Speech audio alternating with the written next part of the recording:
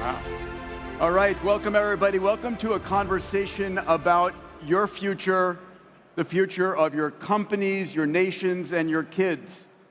We're going to be discussing superintelligence. What does that mean, and what happens when it arrives? We've been talking about AI, AGI, now perhaps digital superintelligence or ASI. I want to start with the obvious question, and it's one that I don't think anybody has a perfect answer for, but what does superintelligence mean, and when is it likely to be here? Eric, we've talked about this. What are your thoughts? So thank you, Peter, and thanks for everybody for being here, and obviously thanks to Fei-Fei, our very close colleague. The general accepted definitions of general intelligence is its human level of intelligence, AGI. And human intelligence you can understand because we're all human. You have ideas, you have friends, you think about things, you're creative. Superintelligence is defined as the intelligence equal to the sum of everyone, right? Or even better than all humans. And there is a belief in our industry that we will get to superintelligence. We don't know exactly how long. There's a group of people who I call the San Francisco consensus, because they're all living in San Francisco. Maybe it's the weather or the drugs or something. But they all basically think that it's within 3 to 4 years. I personally think it'll be longer than that. But fundamentally, their argument is that there are compounding effects that we're seeing now, which will race us to this much faster than people think. And Fei-Fei, I don't think anybody's expected the performance that AI has given us so far. The scaling laws have given us capabilities that are extraordinary. You know, you're the CEO of a new company, the founder of World Labs. You've been at Stanford working on this. How do you think about superintelligence? Do you discuss superintelligence at all in your work? Yeah, that's a great question, Peter. And you know, when Alan Turing dared humanity with the question of, can we create thinking machines? He was thinking about the fundamental question of intelligence. So the birth of AI is about intelligence, is about the profound general ability of what intelligence means. So from that point of view, AI is already born as a field that tries to push the boundary of what intelligence means. Now, fast forward to 75 years after Alan Turing, this phrase, superintelligence, is pretty hot in Silicon Valley. And I do agree with Eric that the colloquial definition is what is the capability of AI and computers that's better than any human. But I do think we need to be a little careful. First of all, some part of today's AI is already better than any human. For example, AI's ability of speaking many different languages, translating between, dozens and dozens of languages. Pretty much no human can do that. Or AI's ability to calculate things really fast. AI's ability to know from chemistry to biology to sports, the vast amount of knowledge. So it's already super to human in many ways. But it remains a question that can AI ever be Newton? Can AI ever be Einstein? Can AI ever be Picasso? I actually don't know. For example, we have all the celestial data of the movement of the stars that we observe today. Give that data to any AI algorithm. It will not be able to deduce Newtonian law of motion. That ability that humans have, it's the combination of creativity, abstraction. I do not see today's AI or tomorrow's AI being able to do that yet. Eric? So one of the common examples that, and Fei-Fei, of course, got it right, is to think about if you had all of the knowledge in a computer that existed in 1902, yes, could you invent relativity, basically the physics of today? And the answer today is no. So for example, if you look at what is called test time compute, where the systems are doing reasoning, they can't take the reasoning that they learned and feed it back into themselves very quickly. Whereas if you're a mathematician, you prove something, you can base your next proof on that. It's hard for the systems today, although there are approximations. So we don't know where the boundaries are. The example that I'd like to use is, let's imagine that we can get computers that can solve everything that we normally can do as humans, except for these amazing set of creativities. How do really creative people do it? The best examples are that they are experts in one area, they see another area, and they have an intuition that the same mechanism will solve a problem of a completely different area there. That's an example of something we have to learn how to do with AI. An alternative would be to simply do it in brute force, using reinforcement learning. The problem is that combinatorially, the cost of that is insane. And we're already running out of electricity and so forth. So I think that to get to real superintelligence, we probably need another algorithmic breakthrough. We need another what? Algorithmic breakthrough. Okay. Another way of dealing with this. The technical term is called non-stationarity of objectives. What's happening is the systems are trained against objectives, but to do this kind of creativity that Fei-Fei is talking about, you need to be able to change the objectives as you're doing them. We've seen this past year, I think, GPT-5 Pro reach an IQ of like 148, which is extraordinary. And of course, there is no ceiling on this. I mean, it loses meaning at some point, but the ability for every human on the planet to have an Einstein level, not in the creativity side, but intelligence side, in their pocket, changes the game for 8 billion humans. And now with Starlink and with $50 smartphones, it's possible that every single person on the planet has this kind of capability. Add to that humanoid robots, add to that a whole slew of other exponential technologies, and the commentary is we're heading towards a post-scarcity society, right? Do you believe in that vision, Fei-Fei? I do think we have to be a little careful. I know that we are combining some of the hottest words from Silicon Valley, from AI, superintelligence, humanoid robots, and all that. To be honest, I think robotics has a long way to go. I think we have to be a little bit careful with the projection of robotics. I think the ability, the dexterity of human level manipulation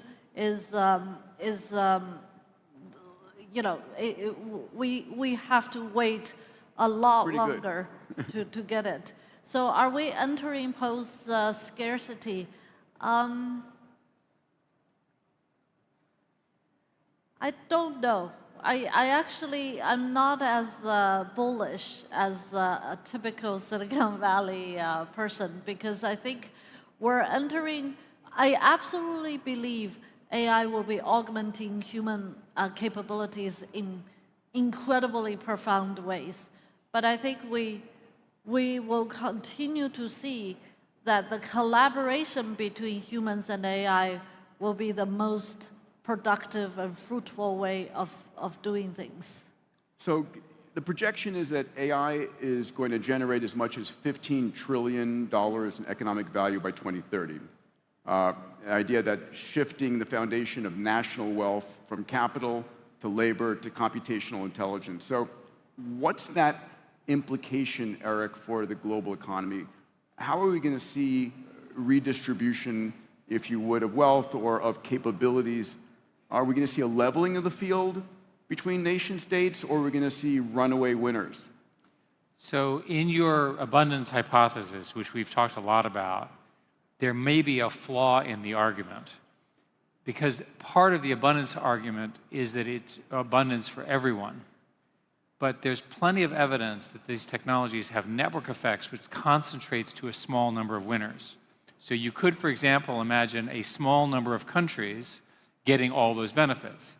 In those countries, you could imagine a small number of firms and people getting those benefits. Those are public policy questions. There's no question the wealth will be created. because the wealth comes from efficiency. And every company that has implemented AI has seen huge gains. Think about here we are in Saudi Arabia. You have all of this oil distribution, all the oil networks, all the losses. AI can easily improve that by 10%, 20%. Those are huge numbers for this country. If you look in biology and medicine and drug discovery, much faster drug approval cycles, much lower cost of trials. Look at materials, much more efficient and easier to build materials. The companies that adopt AI quickly get a disproportionate return. The question is are those gains uniform, which would be our hope, or in my view, more likely, largely centered around early adopters, network effects, well-run countries, and perhaps capital. But you could imagine still that we're going to see autonomous cars in which the ownership of a car is 4 times, let me put it the other way, being in an autonomous vehicle is 4 times cheaper than owning a car. We can see AI giving us the best physicians, the best healthcare for free, in the same way that Google gave us access to information for free. We will see a massive demonetization in so much of our world. I think that it will be available to anyone with a smartphone and a decent bandwidth connectivity. Is that still not what you think will happen? Do you think there's a reason, something that would stop that level of distribution of those services, which we spend a lot of our money on today? I do think AI democratizes. That I totally agree with you. I think whether it's healthcare or transportation or knowledge, AI will democratize massively. But I agree with Eric that this increased global productivity does not necessarily translate to shared prosperity. Shared prosperity is a deeper social problem. It involves policy. It involves, geopolitics, it involves distribution, and that's a different problem from the capability of the technology. So what's your advice to the country leaders that are here that are seeing ASI as a future for someone else and not for themselves? What should they be doing? I mean, this is the speed at which it's deploying. They don't have a lot of time to make critical decisions. Well, it's worth describing where we are now. In the United States, because of the depth of our capital markets and because of the extraordinary chips that are available in the Taiwanese manufacturers, TSMC in particular, America has this huge lead in building these what are called hyperscalers. If there's going to be superintelligence, it's going to come from those efforts. That's a big deal. If there is superintelligence, imagine a company like Google inventing this, for example. I am obviously biased. And what's the value of being able to solve every problem that humans can't solve? It's infinite. Sure. So that's the goal, right? China is a second, doesn't have the capital markets, doesn't have the chips, and the other countries are not anywhere near. Saudi has done a good job of partnering with America, and the hyperscalers will be locating here and in the UAE. That's a good strategy. So that's a good example of how you partner. You figure out which side you're on, hopefully it's the United States, and you work with the US firms.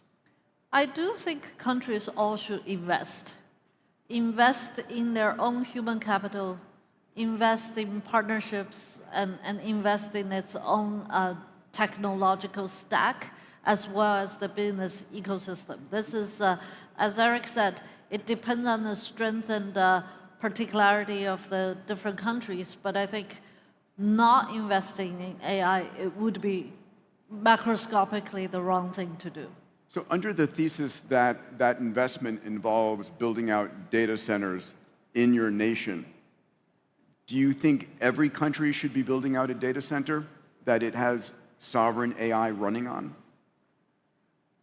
Every country is a very sweeping statement. I do think it depends. It depends. I think, obviously, for a region like this, absolutely, where oil energy is cheaper and such an important region in the world. But if we're talking about smaller countries, I don't know if every single country can afford to build data centers. But there are other areas of investment, right? But let me give you an example. Let's pick Europe. It's easy to pick on Europe. Energy costs are high, right? Financing costs are not low. So the odds of Europe being able to build very large data centers is extremely low. but they can partner with countries where they can do it. France, for example, did a partnership with Abu Dhabi. So there are examples of that. So I think if you take a global view and you figure out who your partners are, you have a better chance. The one that I worry a lot about is Africa. And the reason is, how does Africa benefit from this? So there's obviously some benefit of globalization, better crop yields, and so forth. But without stable governments, strong universities, major industrial structures, which Africa, with some exceptions, lacks, it's going to lag. It's been lagging for years. How do we get ahead of that? I don't think that problem is solved. We've seen incredible progress with AI today, effectively beginning what people call solving math. That potentially tips physics, chemistry, biology, and we have the potential, my time frame is the next 5 years, others may think longer, to be in a position to solve everything, where the level of discovery and the level of new product creation, new materials, biological therapeutics and such begins to grow at a super exponential rate. How do you think about that world in 5 years, Eric? So first, I think it's likely to occur. And the reason technically is that all of the large language models are essentially doing next word prediction. And if you have a limited vocabulary, which math is, and software is, and also cyber attacks are, I'm sorry to say, you can make progress because they're scale free. All you have to do is just do more. So if you do software, you can verify it, you can do more software. If you do math, you can verify it, do more math. You're not constrained by reality, physics and biology. So it's likely in the next few years that in math and software, you'll see the greatest of gains. And we all understand your point that math is at the basis of everything else. I think it's Fei-Fei is the expert on the real world. There's probably a longer period of time to get the real world right, which is why she founded the company of which I'm an investor. Do you want to talk about that? Yeah. Well, first of all, I actually want to respectfully disagree. Okay. I do not think that we will solve all the problems, fundamental math and physics and chemistry problems in 5 years. We're going to take a bet on that one. Yes, We'll see. so FII 14. Okay, you got it. We should take a bet on that. Part of humanity's greatest capability is to actually come up with new problems. You know, as Albert Einstein said, most of science is asking the right question. And we will continue to find new questions to ask. And there are so many fundamental questions that in our science and math that we haven't answered. Fei-Fei, your new company, World Labs, creating extraordinary, persistent, photorealistic worlds. Are you expecting that we are going to be spending a lot more of our time in virtual worlds? I mean, my 14-year-old boys right now are spending way too much time in their virtual gaming worlds. But is this what we're going to do in a 10, 20 years in a post-ASI world where we don't have to work as much, we have a lot more free time? Our robots maybe by then are serving us? Are we going to live in the virtual worlds? Great question. So what we are doing is building large world models. That's a problem that's after large language models, that humans have the ability to have the kind of spatial intelligence that we can understand the physical 3D world. We can imagine any kind of 3D worlds and be able to reason and interact with it. So we do not yet, up till what our company has been doing, we do not have such a world model. So World Labs, the company I co-founded and I'm CEO in, is just created the first large world model.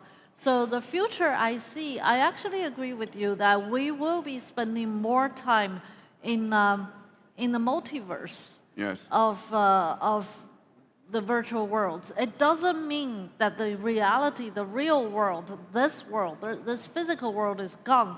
It's just so much of our productivity, our entertainment, our communication, our education are going to be a hybrid of virtual and physical world.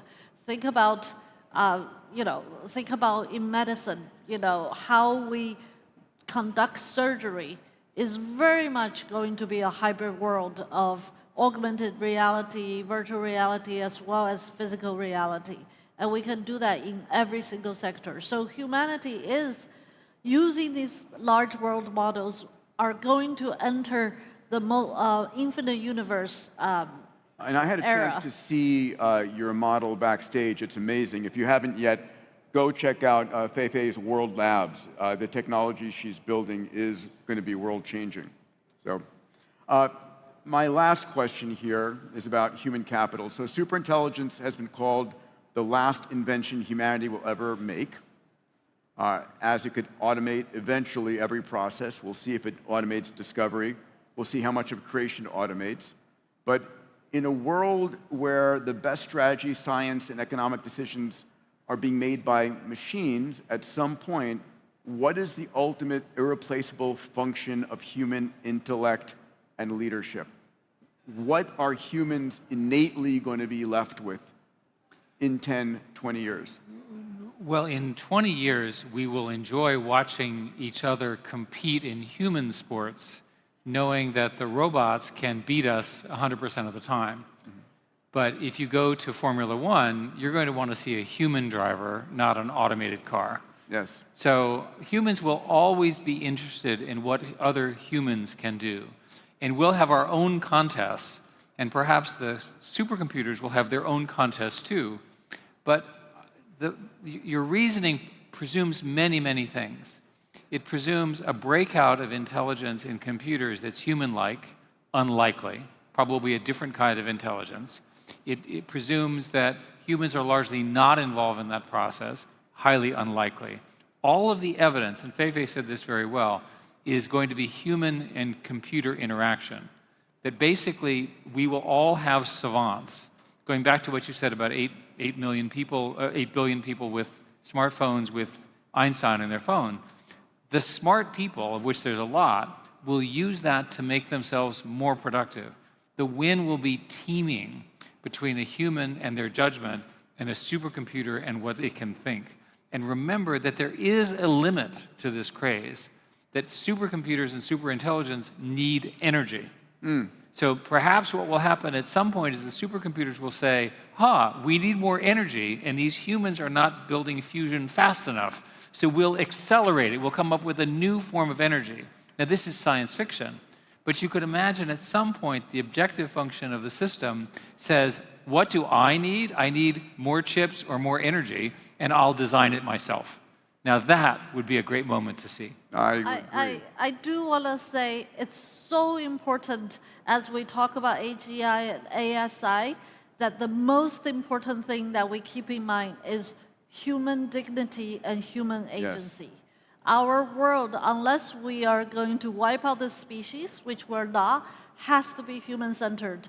Whether it's automation or collaboration, it needs to put human agency and dignity and human well-being in the center of all this, whether it's technology, business, product, policy, or any of that. And I think we cannot lose our focus from that. Amen. Everybody, ladies and gentlemen, Fei-Fei Li, Eric Schmidt, thank you all. Thank you.